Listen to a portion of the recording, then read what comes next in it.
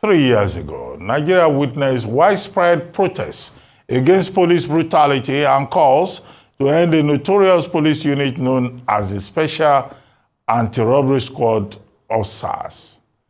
But things turned bloody when security forces stormed the Lekki Toll Plaza in Lagos, opening fire on the protesters. On the 3rd anniversary of the protest, Arise News correspondent Ikhariale Kingsley monitored the observance in Lagos. 3 years ago, Nigerians took to the streets to demand an end to police brutality and a reform of the Nigerian police force through the End SARS protest. The protest targeted at the Special Anti-Robbery Squad, SARS, the police unit accused of constant harassment and extortion of citizens. What started as a peaceful demonstration peaked on the night of October 20, 2020, when security forces stormed the largest gathering in Nigeria, in recent times opening fire on them at Lekki Toll Plaza, where thousands of peaceful protesters converged. Ever since that incident happened, the significance of October 20 has come to stay. Every year, people turn out in their numbers to mark the day, as processions are done at Lekki Toll Plaza and in other parts of the country. And when I remember my sisters, water run away my eyes, when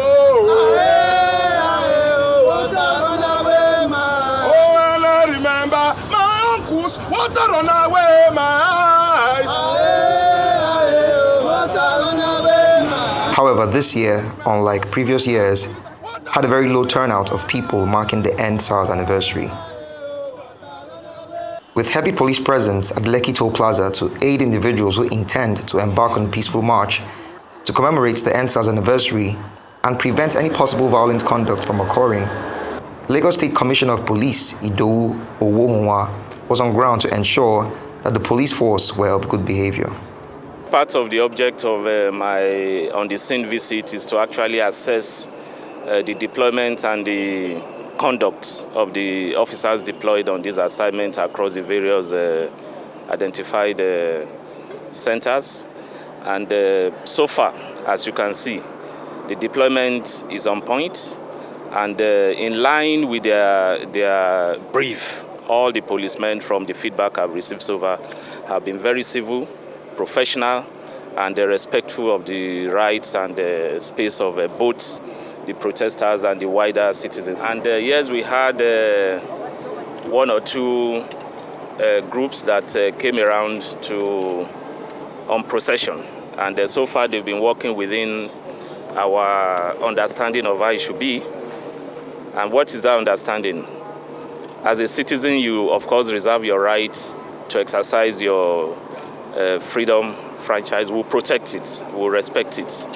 And we'll do it in such a way that in the course of exercising that, the group members are not also exposed to any form of danger. That is what we owe them, and that is what we have done. But then, we also made it clear that for the overriding public interest, we will also not allow a situation where those groups conduct themselves in a manner that will put the interest, the security, the peace around Lekki and environs and across the state into jeopardy. With the low turnout witnessed this year, is it safe to say that the End SARS anniversary has taken a back seat in the midst of myriad of challenges that Nigeria currently faces? Ikhariale Kingsley, Arise News. Okay, 3 years after the End SARS protest and the drama at the Lekki toll gate, I have Seun Anekulako Kuti, musician, artist, distinguished citizen, who is on his way to the studio to discuss that specific subject. When he gets here, he would help us dig into that. But before then, let's take another story. President Bola Tinubu has approved a partial waiver on the no work, no pay policy invoked by the government on the Academic Staff Union of Universities, ASU, as at the wake of the 8-month strike embarked upon by the university teachers last year. Consequently, the president has approved the payment of 4 out of the 8 months' salaries being owed the university teaching staff. in order to mitigate the harsh economic difficulties in the country. While granting the waiver, President Tinubu directed the federal ministries of Education, Labor, and Employment to secure a mandatory document of understanding, DOU, establishing that the exceptional waiver will be the last one to be granted to ASU and all other education sector unions. To discuss this development and a host of other headline topics, I'm now being joined by a professor of law at the Lagos State University, Professor Mike Ikhariale. Greetings, sir, and good to have you on our Rice News, This Day Live. Pleasure to be with you too. Well, Prof, thank you very much for joining us. Thank you. But let's start Welcome. with the topic that I said Shewan Kuti is going to comment upon when he arrives. He's on his way. It's scheduled also to discuss that particular subject. What do you think? It's 3 years since NSAS. During that period, Nigerian youths made specific demands about police training, about policemen being subjected to psychiatric evaluation on a regular basis, it was said. About, looking at the welfare of policemen, about making sure that police brutality came to an end, and all of that, about 5 specific demands. But 3 years later, do you think that that protest that was ring-fenced by the anger of Nigerian youth, do you think it has been met? And if not, what do you think we should do going forward? Well, thank you, Dr. Abati. This NSAS process, as it were, was a kind of watershed, or like a major reference point in the social process of Nigeria, in which the individual citizens occasionally take on the states with respect to what are the parameters of their rights.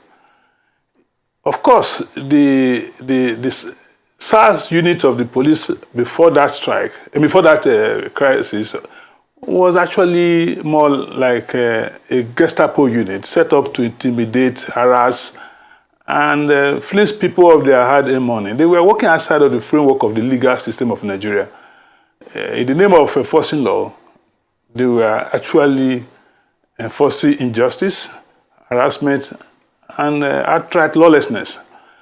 Well, the riots took place, and a lot of lessons were learned. And I remember at one point I intervened to argue that the Nigerian police is overdue for overhaul. And the right of the citizens before the police has to be brought to the fore, because as it is right now, the average policeman thinks that once you are in their cell or you're within their reach, you have no rights. They just don't understand it.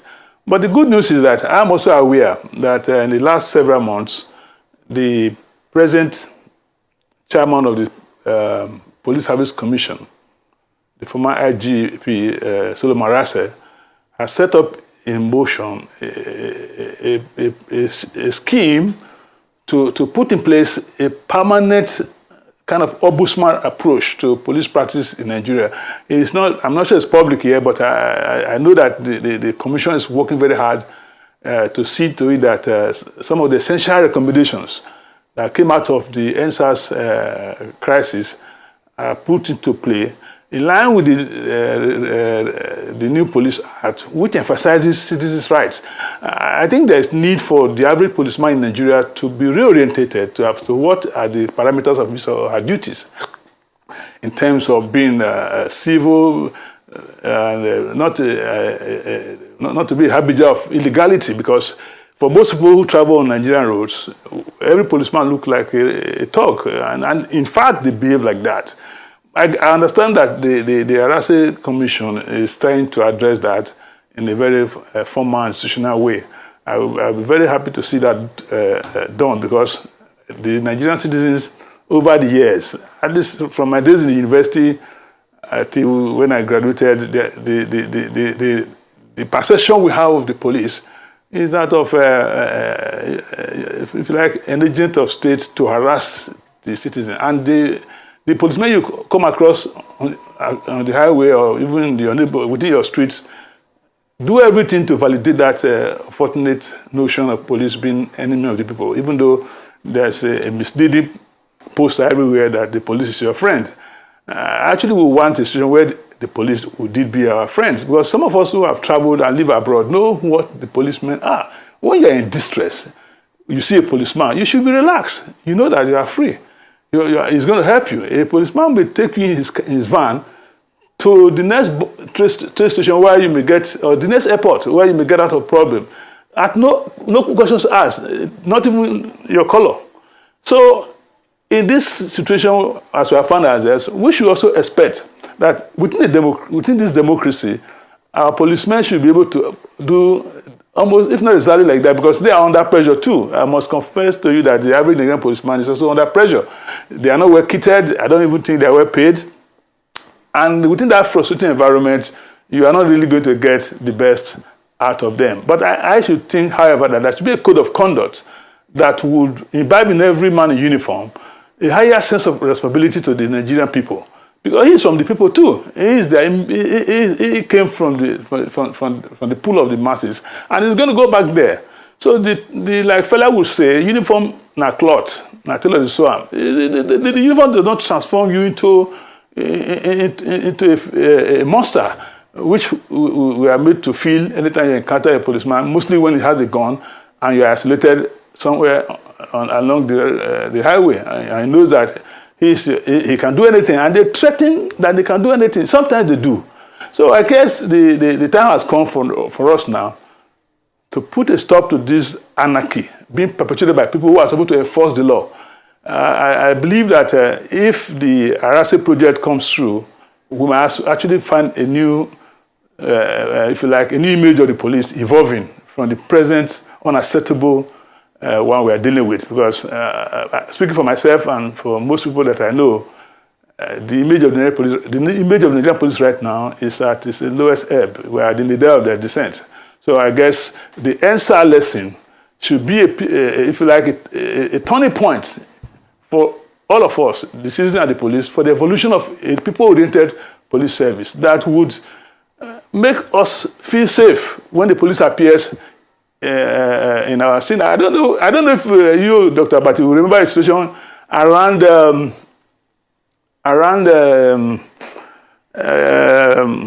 Anthony. One evening, you met me arguing with a policeman who was asking me to translate a German script to him. I don't know if you remember. You remember? Say, Prof, what's this? I said, well, I don't know what this gentleman is asking me. He stopped me. I stopped for him. He opened my briefcase. He saw a document he could not read. I said, you want me to read for you? Even if I read to you, we won't understand. Then I could read some German. I said, you won't understand it. That argument was done when you came. I don't know if you have forgotten. That was a personal experience of what irresponsibility means when a policeman appears.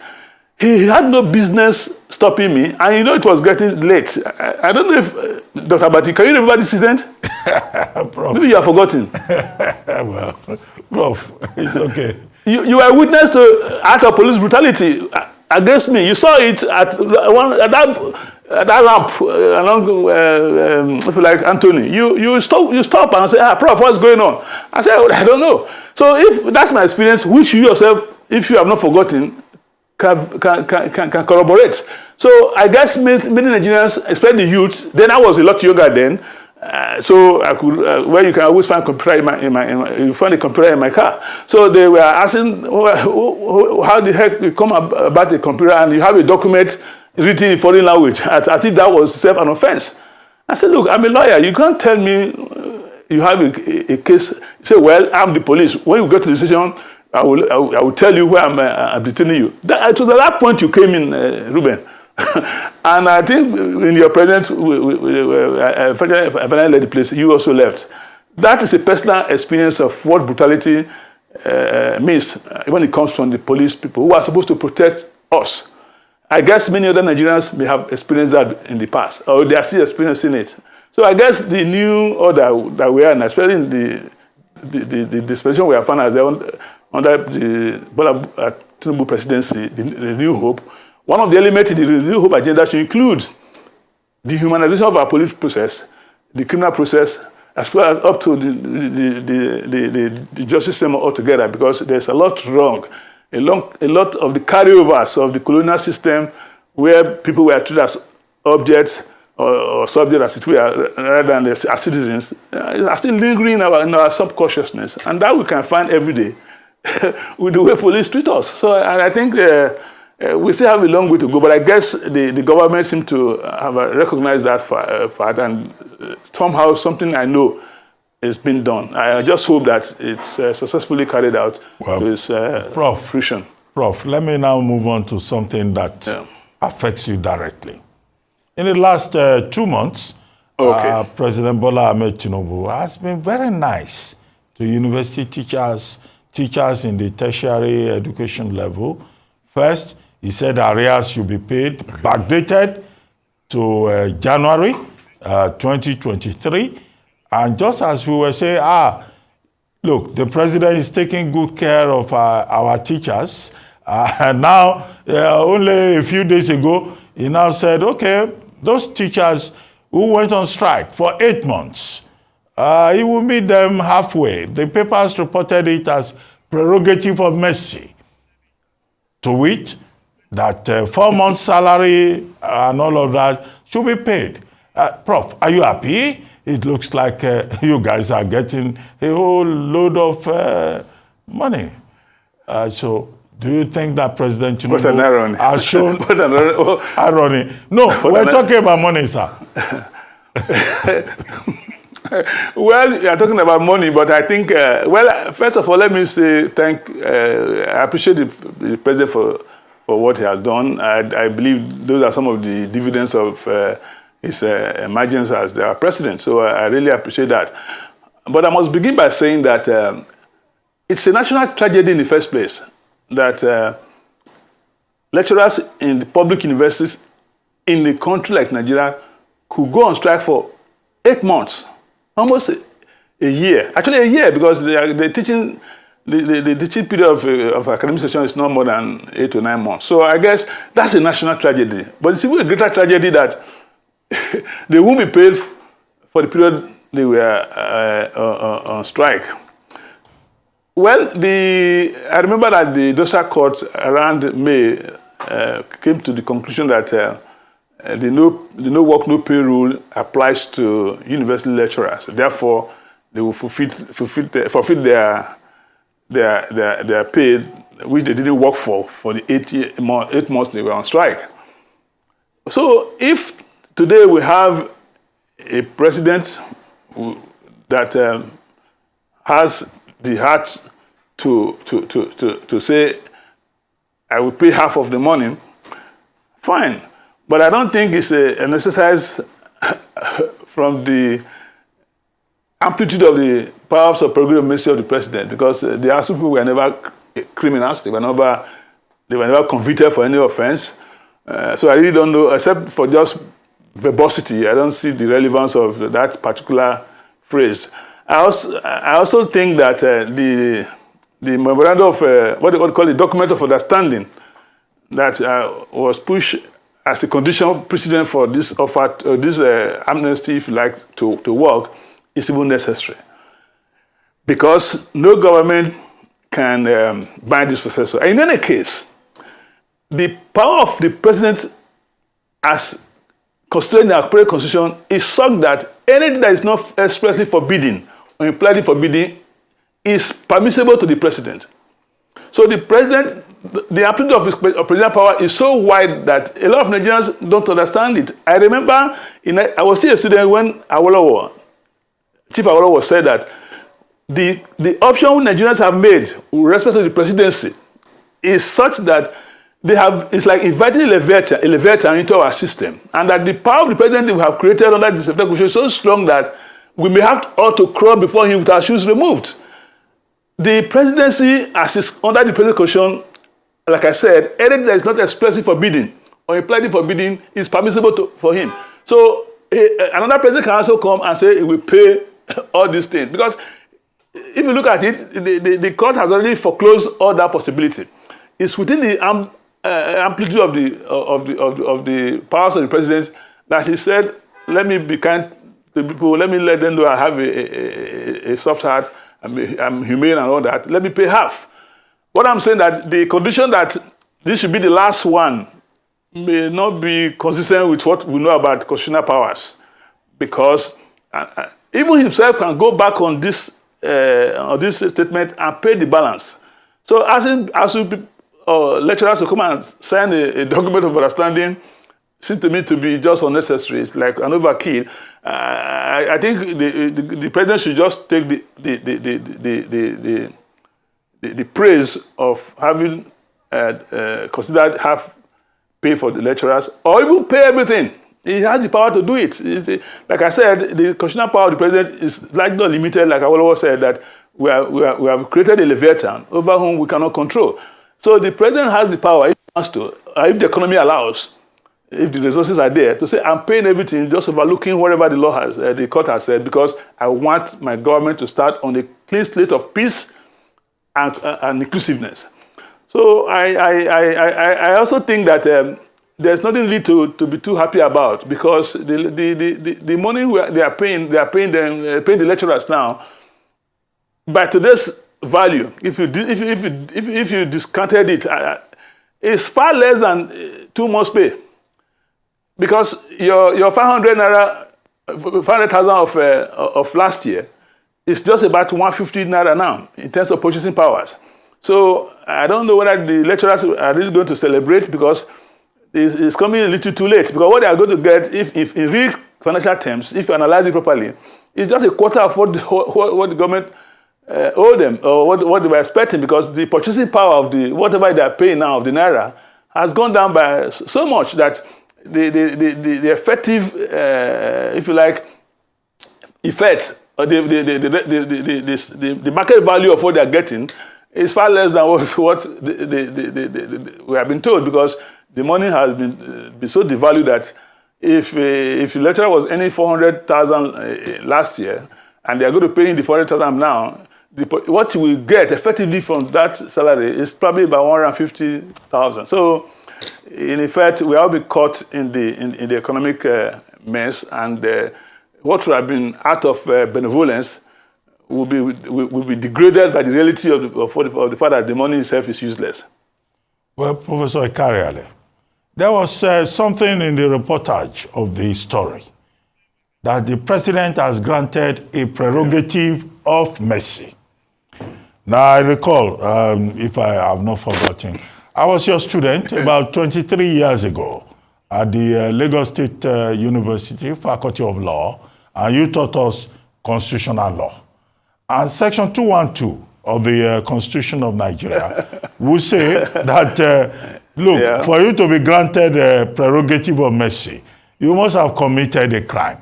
So are Nigerian lecturers, as reported, criminals for saying they should be paid arrears, they should be paid salaries and all of that? Because it looks like the reportage gives the impression that university lecturers are ex-convicts who are now being granted prerogative of mercy. Prof, did you hear me? Hello, Professor Ikhariale? Okay, we'll take a short break now, and then we'll come back to Professor Ikhariale as to the question about whether Nigerian lecturers are criminals for asking for a pay rise, and now they've been granted the prerogative of mercy.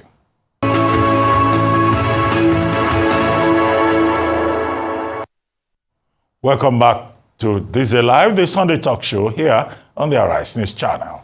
Our guest is still Professor Mike Ikhariale, Professor of Law at the Lagos State University. Prof, before we lost that audio connection, I was saying 23 years ago, you taught me constitutional law at the Lagos State University, and discussing the issue about President Tinubu being reported as saying he is granting a prerogative of mercy to university teachers, and he will now give them 4 months salaries out of the 8 months, no work, no pay, declared by the National Industrial Court.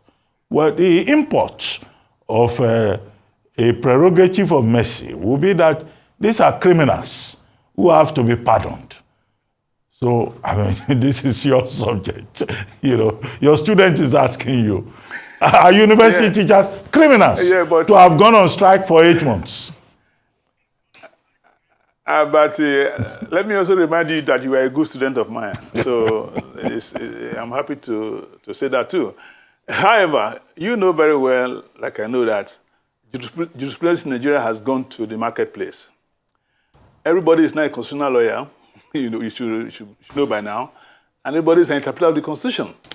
However, within the maze of the cacophony of what people say about the Constitution, which is probably certainly far from the truth, we can still distill some reality from all of that.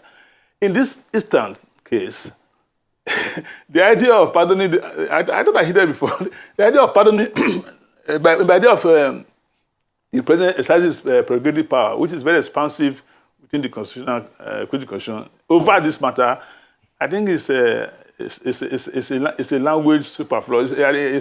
It's not the right, it doesn't fit in at all, because, like you rightly mentioned, prerogative of mercy is to expunge criminality, to forgive people who have been tried and convicted for crimes, and expunge it as it were from the record, depending on the level of the pardon. I'm not aware there was any crime committed by people who exercised their constitutional rights to go on strike.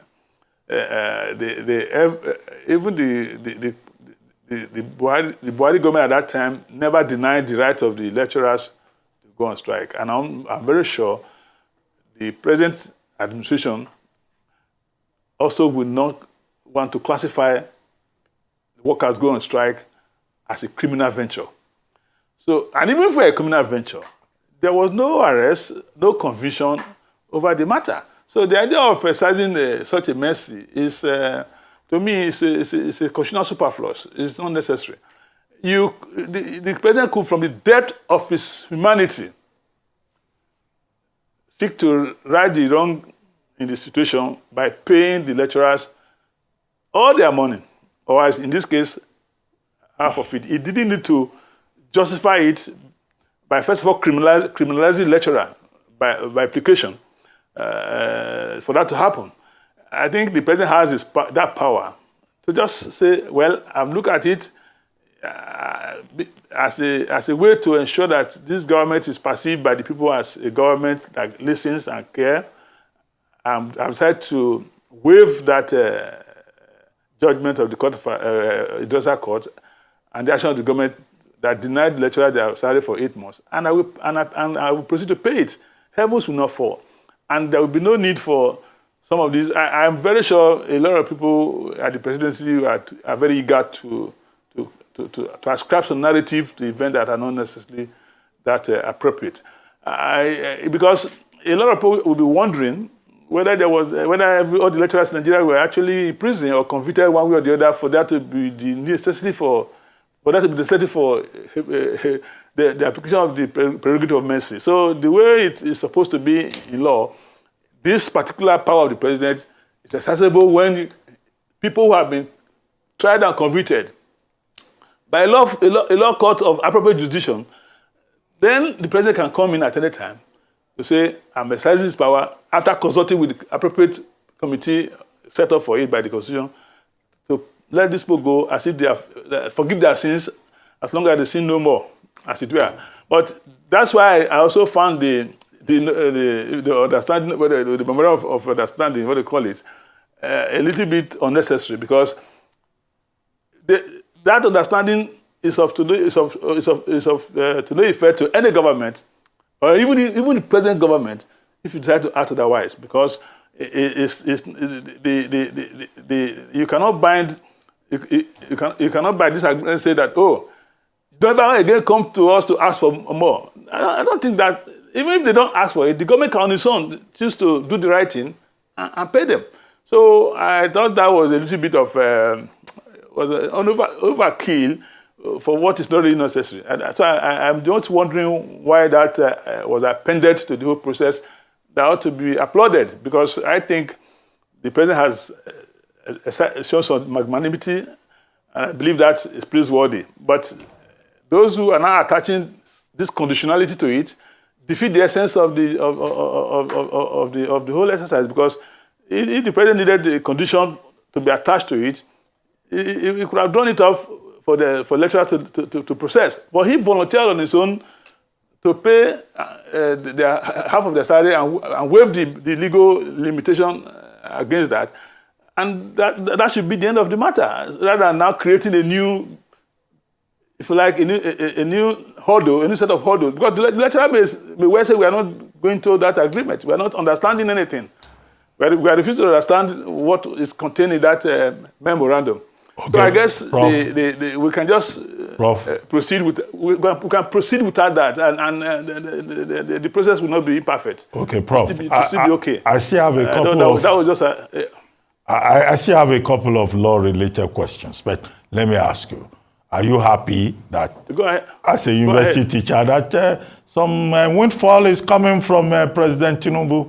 Are you happy about that? Because we're talking about money.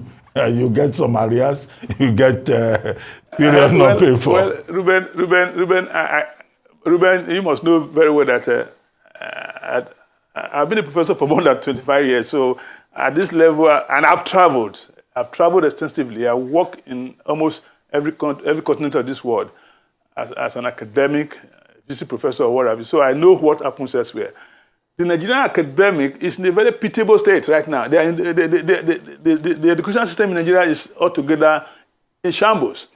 And the fact that what lecturers are paid in Nigeria appear to be even the lowest now in Africa, it's nothing to write home about. It's an embarrassment for me, because I therefore don't expect anybody to be jubilant just because some pittance is coming his way. Because what we pay our professors right now is just too small to. It's insignificant in terms of reward.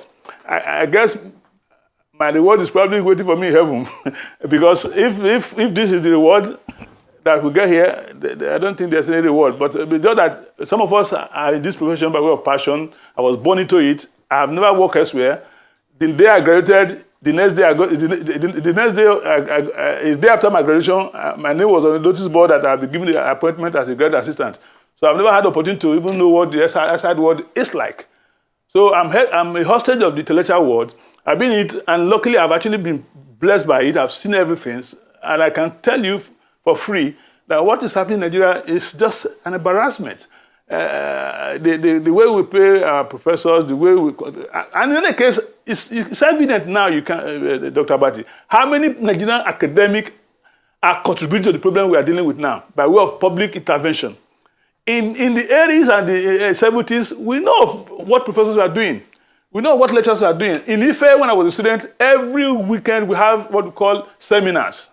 Our lecturers were bombarding us with concepts and ideas that reinforce the personality we have today. But in present-day Nigerian universities, I don't think there's any lecturer who still has the energy to pursue serious research, not talk of enlightening students beyond the parameters of the syllabus. So we need to go back and return to what university used to be. Let a lecturer be able to stand on his pay, on that pay, attend a conference anywhere in the world, and come back home and write a report of his conference. None of that is happening anymore. So expecting me to be jubilant, Ruben, I tell you, I believe you are just pulling my legs. You really don't expect me to do that. Anyway, Prof, before I let you go, yes. Let me ask you about Tinubu's cabinet. The president just a few days ago swore in more ministers to make a full complement in his regard of about 48 ministers. What are your expectations and what's your assessment?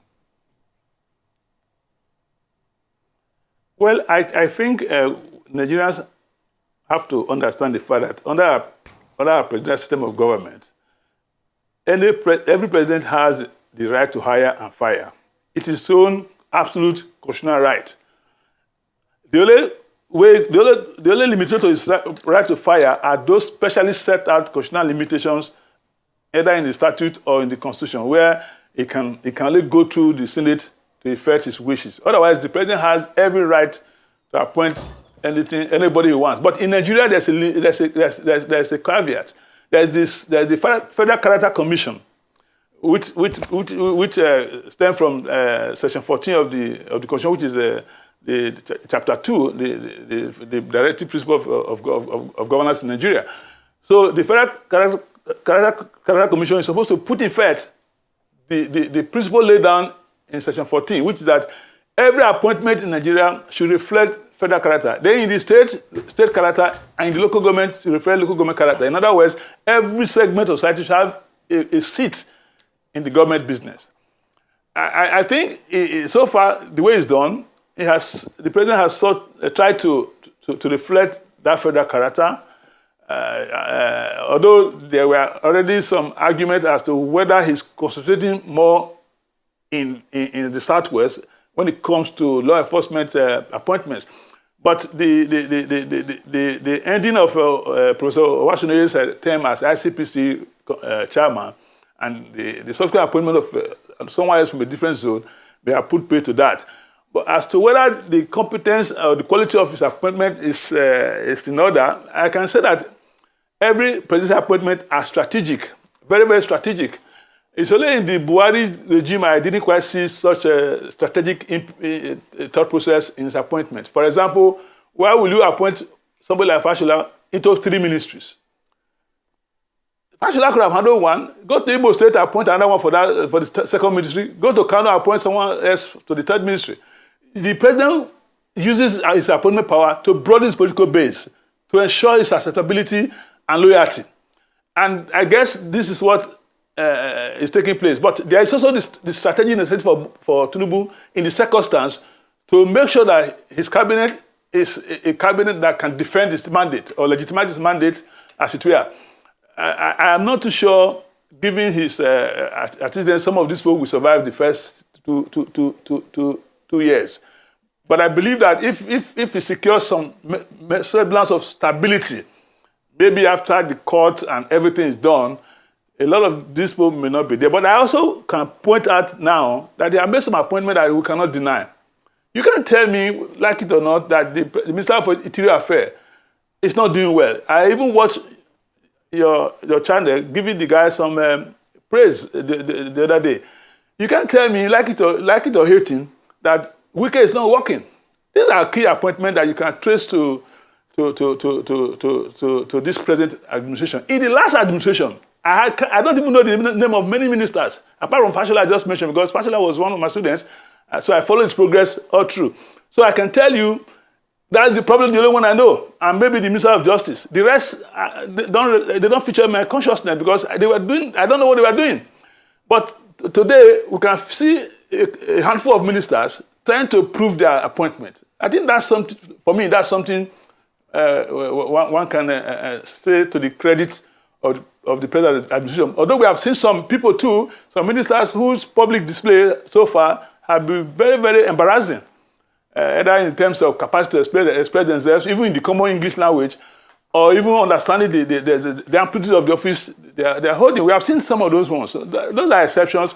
I believe they are not the main. They are not the main features of this crop of ministers we are having. I would say that at least there's an attempt to reflect capacity in the offices that many of them have been given. But some of them, many of them were just strategic. They are being hired to create a kind of a sense of acceptability for the regime, which is okay. Because, like I said, every president uses appointment power to achieve strategic results beneficial to his legitimacy and his, if you like, re-election. Because once you are sworn in, re-election starts in the kind of system we have borrowed from America. So I guess he would know, His Excellency President Tinubu would know those that he can retain. I don't think we should expect any minister to last 8 years. If he does, he must be by popular acclamation. But in the last experience we had, Some ministers stayed 8 years, and I didn't know their name. I can tell you, I didn't know who was the minister of Abuja or of FCT. I don't even know who he is now and that he has left before the current one came. That tells you how bad the things were. That you have ministers who just don't think they have a duty to perform, or they have an obligation to promote the government they're serving. Everybody was just onto himself, and the president at that time probably was not challenged about how his ministers will go. But I don't think the president is that kind of person. And I believe that by and large, we might work our way out of the present confusion in which so many people who have no business in government, or a few of them who have no business in government, have found themselves in. We have had cases of people who are serving the NYC right now and still serving in government. If that is true, that doesn't really, I don't think that's going to excite anybody. Because you have to do one thing at a time. Well, Prof. You cannot serve God and Mammon. So if you're a UCOPA, be a UCOPA. Prof, everything that we go through in life is related to law. Whether it's tort or it's contract or it's anything else, international relations. So I'm tempted to ask you a number of questions. But there's something that Nigerians are interested in. Tomorrow, we are told that the Supreme Court will begin to sit on the major issue of the presidential election. But the big issue that I've seen in the papers, in the reportage, in the last 2 days, is that the Supreme Court may find it very difficult to constitute a 7-man panel with persons recusing themselves, and the Supreme Court panel, the Supreme Court itself not having its full complement of lawyers. Would this create a constitutional crisis? And to whose benefit? Well, before I answer that question, let me tell you that the Nigerian judicature has been mentioned as a kind of crisis for a long time. This problem we are dealing with now is just the tip of the iceberg. The larger question we should be asking ourselves is, how do we recruit people into the judiciary in Nigeria? Who goes to the Supreme Court?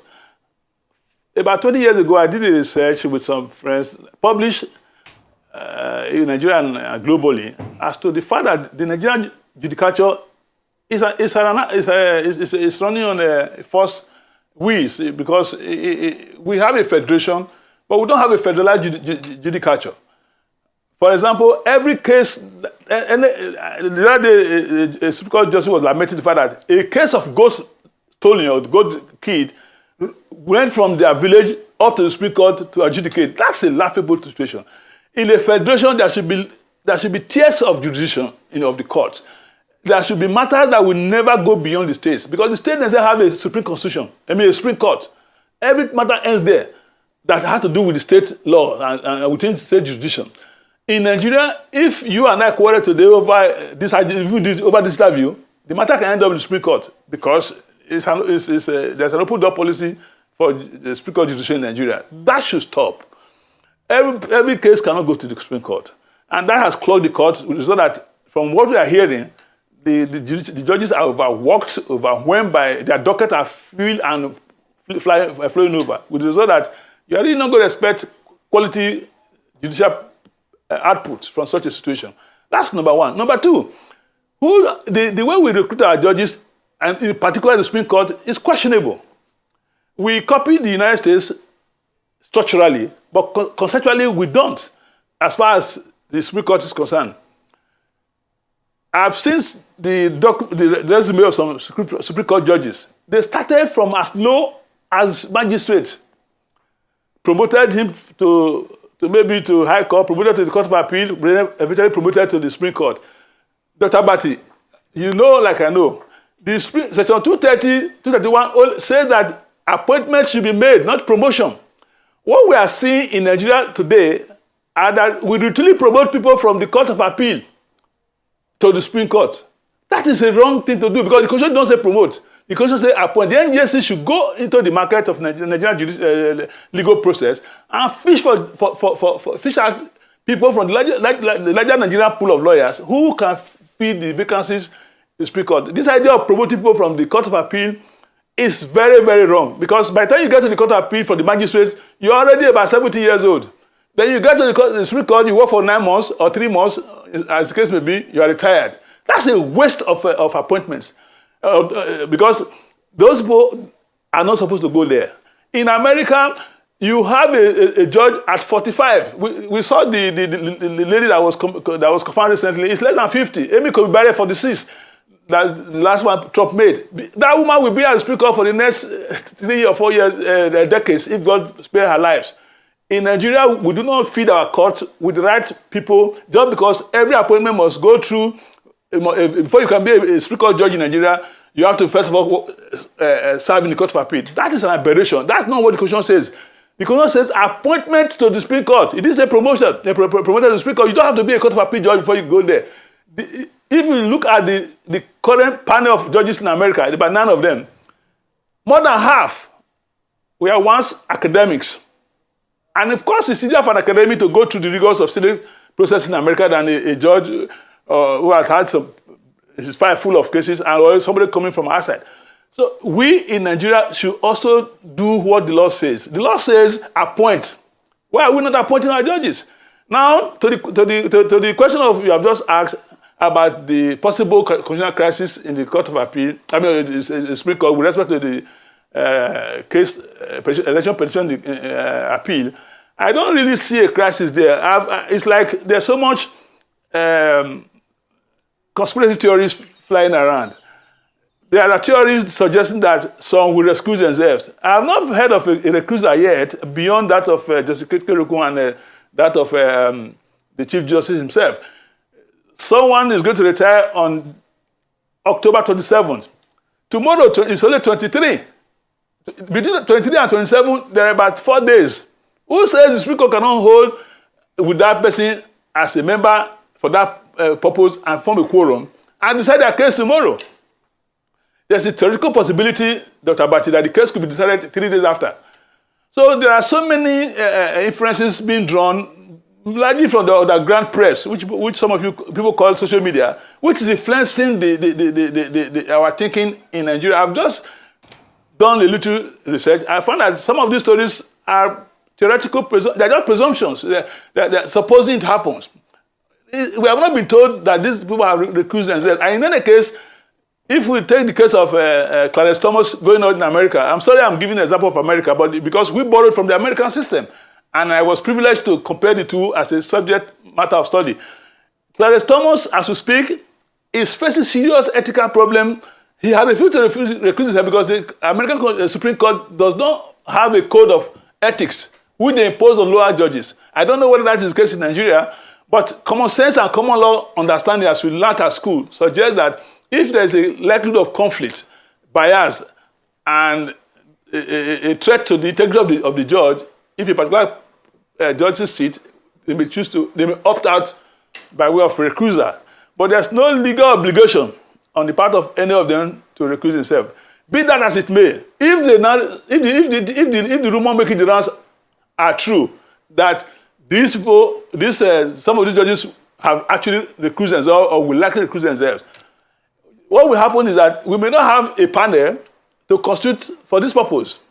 And if that happens, who benefit is the president as we have it now, because the Court of Appeal has already awarded President Tinubu the presidency. He is the winner, according to the Court of Appeal.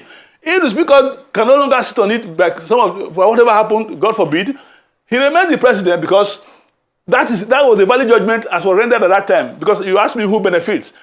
The city president, Bola Ahmed Tinubu, His Excellency, will benefit because if there is no Supreme Court as we have been if you like, theorized, then the Court of Appeal judgment is succeeding and we hold because until that is reversed, that is the law. If it's not reversed for the next 4 years or 1 next century, it's unfortunate. But all of these things are just assumptions. We are just believing that the story we are hearing from this underground media, social media, they are true.